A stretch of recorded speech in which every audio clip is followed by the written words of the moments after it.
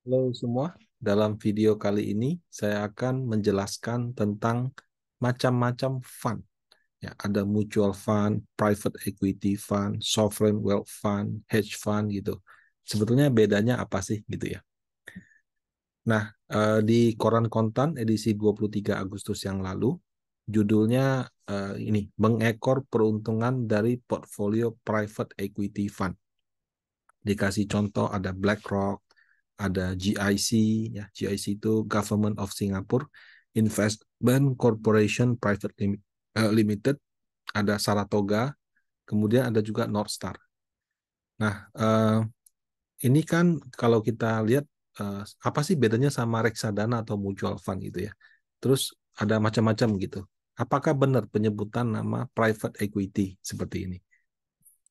Nah, kalau kita baca di ChatGPT, private equity fund itu adalah dana investasi yang dikumpulkan dari berbagai investor seperti individu kaya, lembaga keuangan, dan dana pensiun untuk diinvestasikan dalam perusahaan yang tidak diperdagangkan secara publik di pasar saham. Artinya private ya, jadi dia beli saham yang non-TBK, Bapak Ibu. Jadi kalau kita bilang portfolio private equity untuk konten yang tadi, menurut saya agak kurang tepat. Kenapa? Karena dia beli saham perusahaan TBK, berarti nggak bisa digolongkan sebagai private equity fund gitu. Nah, kalau di Indonesia yang serupa dengan private equity fund itu ada namanya reksadana penyertaan terbatas. Nah, kalau ini manajer investasi membentuk, kemudian investor yang taruh uang, nah hanya boleh beli perusahaan non-TBK. Jadi misalnya ada Goto, Bukalapak, kalau sebelum mereka IPO, boleh dia penyertaan modal di situ. Setelah dia IPO, itu biasanya harus dilepas. Nah, jadi dia memang spesial invest di perusahaan non-TBK. Kemudian surat hutang, ya surat hutangnya juga harus yang MTN. Jadi bukannya obligasi. Kalau obligasi itu penawaran umum. Kalau MTN itu penawarannya terbatas. Sama efek hybrid. Hybrid itu misalnya perpetual bond, convertible bonds, seperti itu. Jadi bisa convert ke saham dan seterusnya. Nah itu reksadana penyertaan terbatas. Eh, nah kalau mutual fund, ya mutual fund itu reksadana. Reksadana berbeda sama reksadana penyertaan terbatas. Jadi kalau reksadana itu investnya ya perusahaan terbuka gitu, malah nggak bisa masuk ke perusahaan tertutup. Kalau reksadana penyertaan terbatas itu jenis yang didesain khusus untuk masuk ke dalam perusahaan-perusahaan yang non TBK. Nah, kalau menggunakan contoh BlackRock di sini kan dia punya saham Goto 39M, Bank BRI 1,7 T, Bank BCA 2 T, Telkom 700 miliar dan seterusnya gitu ya. Nah, apakah ini dibilang sebagai uh, private equity fund? Sudah pasti tidak. Dan setahu saya BlackRock ini juga salah satu mungkin boleh saya sebut manajer investasi yang cukup ternama di luar negeri gitu. Dan mungkin dia yang terbesar di dunia, mungkin ya untuk BlackRock. Nah, jadi kalau mereka juga menghimpun dana masyarakat dan kemudian mengelola, sebetulnya dia ini bisa digolongkan sebagai mutual funds ya atau reksadana. Tapi kalau misalkan dia ada fasilitas untuk hedging, short selling dan lain-lain, berarti ada lagi istilah yang satu yang nanti akan saya bahas. Nah, kemudian kepemilikan ini kadang-kadang bukan di satu produk, bisa juga dia punya beberapa produk, itu semua dijumlahkan. Sebetulnya yang saya tahu tidak ada kewajiban publikasi seperti itu, tapi di luar negeri kadang-kadang top 10 dan persentasenya suka dikumpulkan. Habis dikumpulkan mungkin orang bisa buat hitung-hitungan seperti itu. Nah, kalau di Indonesia itu baru sebatas dalam bentuk persentase. Jadi kalau cek di Fund Fact Sheet kelihatan Panindana Maksima misalnya top 10-nya apa, Panindana Prima top 10-nya apa. Nah, jadi kalau BlackRock ini menurut saya mungkin lebih cocok disebutnya mutual fund atau nanti istilah yang satu lagi. Nah, yang berikutnya adalah hedge fund ya. Hedge fund tuh kalau kita cek di ChatGPT adalah sebuah dana investasi yang dikelola secara aktif oleh manajer dana profesional dengan tujuan menghasilkan keuntungan bagi para investor. Jadi dana investasi dikelola secara aktif oleh manajer investasi. Jadi kan sudah kayak reksadana. tapi dia ada fleksibilitas. Misalnya dia bisa leverage ya. Leverage itu misalnya uangnya 100, dia pinjam ke bank 200-300. Jadi 400. Nah, itu leverage. Dia bisa short ya. Short itu berarti dia belum punya sahamnya, dia pinjam terus dia jual dulu. Nanti dia balikin lagi. Jadi kalau harganya turun nanti dia untung. Kemudian dia bisa invest ke currency, ya, bahkan membeli efek-efek derivatif seperti kontrak opsi saham dan seterusnya.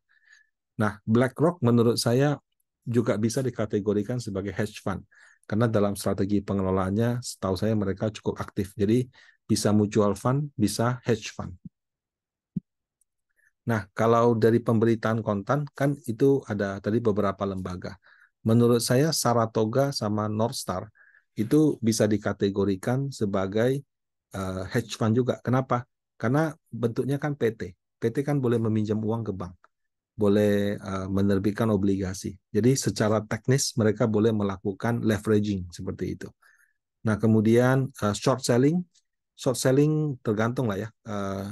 Kalau mereka bisa mendapat broker di luar negeri yang memfasilitasi itu, bisa saja. Tapi kalau apakah mereka melakukan itu, setahu saya sih tidak. Atau paling tidak kelihatan dari laporan keuangannya. Nah, kalau di broker di Indonesia memang tidak diperbolehkan melakukan short selling. Jadi kalau orang mau short selling biasanya itu perlu melalui broker yang ada di luar negeri seperti itu. Karena broker di Indonesia daftar short selling itu setahu saya sudah di stop sejak pandemi. Jadi sejak pandemi sampai sekarang nggak bisa short dan sehingga secara praktis kalau mau kedatang broker melakukan short tuh nggak bisa. Kemudian sebagai perusahaan PT gitu kan, mereka bisa beli perusahaan terbuka, bisa juga bisa masuk ke perusahaan yang tidak terbuka gitu, yang tertutup istilahnya. Nah, jadi hedge fund ini, kalau Saratoga sama Northstar ini menurut saya kombinasi dari hedge fund sama private equity fund, karena mereka bisa kemana saja gitu, perusahaan yang terbuka maupun perusahaan yang tidak. Kemudian di satu sisi mereka juga bisa memiliki fasilitas seperti yang tadi leveraging. Reksadana bisa leveraging nggak? Nggak bisa. Kalau reksadana leveraging melanggar aturan. Bahkan secara jelas diatur, reksadana itu hanya boleh meminjam dalam rangka untuk pelunasan apabila ada redemption. Nah, memang di Undang-Undang P2SK yang baru ada pelonggaran, tapi peraturan turunannya belum ada. Berdasarkan peraturan sebelum Undang-Undang P2SK, secara spesifik reksadana dilarang untuk meminjam kecuali untuk redemption, dilarang untuk terlibat dalam margin, dilarang terlibat dalam short selling. Jadi leveraging seperti itu tidak bisa kalau di reksadana. Nah, kemudian ada juga GIC ya. GIC ini mungkin nggak begitu dikenal. Kalau Temasek mungkin banyak orang tahu. Ya, Temasek itu adalah semacam holdingnya, bukan holding sih. Jadi lembaga investasi di Singapura yang uangnya berasal dari surplus-surplus negaranya. Dikumpulin di situ, dipakai untuk investasi kemana-mana.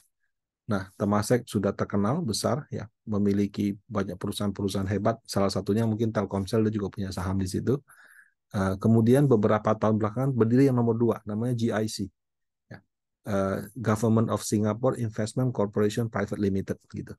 Saya terus terang nggak terlalu tahu bedanya apa, tapi basically dia punya bidang usaha dengan Temasek sangat-sangat mirip. Nah, kalau mereka invest, kita bisa lihat nih, dia beli Mitratel sampai 3,4 T, punya saham Arto 3,1 T, Sampre 2,8, MTEK 2,6, Avia 2,3, Cinema XXI. Wah, jadi yang kemarin IPO XXI itu mereka sampai membeli 5,9 triliun seperti itu. Kemudian juga punya saham Bukalapak 374 miliar. Nah, kalau GIC, Temasek gitu ya, itu masuk dalam kategori kita sebut namanya SWF, Sovereign Wealth Fund. Jadi biasanya negara mungkin dia punya surplus atau negara menyisihkan secara khusus. Ya, jadi nggak mesti harus selalu surplus. Bisa juga dia menyisihkan uang secara khusus, dimasukkan ke situ, kemudian diinvestasikan gitu ya. Nah, sovereign wealth fund ini pada dasarnya dioperasikan oleh pemerintah suatu negara. Nah, kalau di Indonesia ada nggak? Ada sih namanya PIP, pusat investasi pemerintah. Di luar PIP sebenarnya juga banyak. Ada juga kayak kita dengar LPDP. LPDP itu kan mengelola dana abadi untuk pendidikan. Kemudian ada juga BPJS, ya, BP Dana Sawit, BPJS, ada kesehatan tenaga kerja. Nah, itu juga seperti semacam sovereign wealth fund. Cuman bedanya kalau kayak BPJS kan bukan dananya negara, tapi dananya masyarakat yang untuk pensiunnya misalnya, untuk jam sostek. Atau dana masyarakat untuk kesehatan, kalau BPJS kesehatan. Nah, kalau yang benar-benar uang negara, setahu saya ini lebih ke pusat investasi pemerintah. Nah, SWF inilah menurut saya penguasa dunia. Jadi kalau orang bilang bandar, saham, Warren Buffett, segala macam, yes, orang-orang itu orang kaya. Tapi yang benar-benar punya duit paling banyak, Bapak Ibu, itu adalah si SWF ini. Kenapa? Karena berdasarkan data yang saya ambil dari SWF Institute, ya, dia tidak sebut tahunnya sih, tapi feeling saya kalau nggak 2022 akhir, 2023 Juni. SWF terbesar di dunia itu ada di Norwegia. Dia punya 1,4 triliun aset. Atau kalau dirupiahkan 22.000 triliun. 22.000 triliun ini kalau Bank BCA kan Bank BCA itu 1.000 atau 10.000 ya. Bank BCA jadi kalau di Indonesia kan yang paling besar tuh market cap-nya Bank BCA. Nah, Bank BCA itu 1.100 triliun. Jadi dia bisa beli 22 Bank BCA sekaligus gitu. Norwegia. Nomor 2 ada CIC, ini yang punya China. Nomor 3 ada yang Safe, ya. Safe ini kalau nggak salah Jepang kalau nggak salah, ya. Abu Dhabi nomor 3, Kuwait nomor 4, PIF ini kalau yang beli klub sepak bola. Nah, itulah. Ini yang punya Arab Saudi, 776 billion. Nah, GIC itu masuk nomor 7, Bapak Ibu. Ya. Temasek malah masuk nomor 9. Hong Kong segini, ya. Nah, yang nomor 10 Qatar. Nah, top 10 ini mengelola sekitar 8,5 triliun. Jadi mereka lah yang menjadi nasabah-nasabah besar daripada hedge fund atau reksadana besar di dunia, dan juga menjadi pemegang saham juga daripada perusahaan-perusahaan TBK ternama di dunia. Jadi kalau misalnya orang bilang bandar besar beli, ya, mereka lah bandar paling besar. Nah, karena dikelola oleh negara, setahu saya prosedurnya itu jauh lebih strict, ya. Mereka harus ada aturan-aturan yang penuhi gitu. Dan kadang-kadang tergantung kebijakannya. Ada yang pokoknya boleh dipakai, ada juga yang bunganya aja dipakai. Jadi hasil investasinya dipakai untuk kebutuhan pembiayaan negara dan lain-lain. Nah, kalau misalnya Bapak Ibu adalah manajer investasi gitu ya, kalau bisa closing salah satu dari 10 ini, wah hebat sekali lah. Itu sudah achievement nomor 1 di dunia, karena fund manager terkenal di seluruh dunia itu kalau mau cari dana kelolaan ya ke mereka. Anda punya perusahaan gede, mau cari pemegang saham yang besar ya mereka juga. Ketika voting mereka punya hak suara yang cukup besar. Kenapa? Karena mereka menguasai kepemilikan secara signifikan. Nah, itu untuk SWF. Ada lagi macam-macam fund, ya. Pension fund, ya, dana pensiun. Index fund, reksadana indeks. Long short fund, mezzanine fund. Kalau Anda Google ada segala macam fund. Kalau yang diatur OJK, ya mutual fund seperti itu.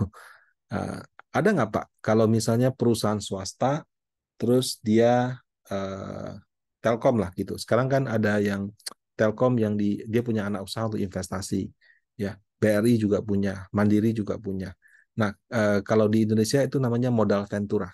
Ya, kalau SWF ini dananya negara, kalau modal ventura itu adalah perusahaan punya dana, dia sisihkan, kemudian modal ventura tersebut berinvestasi kemana-mana. Modal ventura ini juga diatur OJK, tapi karena mereka uangnya itu cuma dari satu company, setahu saya tidak dipublikasikan sebagaimana halnya seperti reksadana. Nah, demikian tentang macam-macam fund yang ada di dunia dan prakteknya di Indonesia. Semoga bermanfaat. Terima kasih.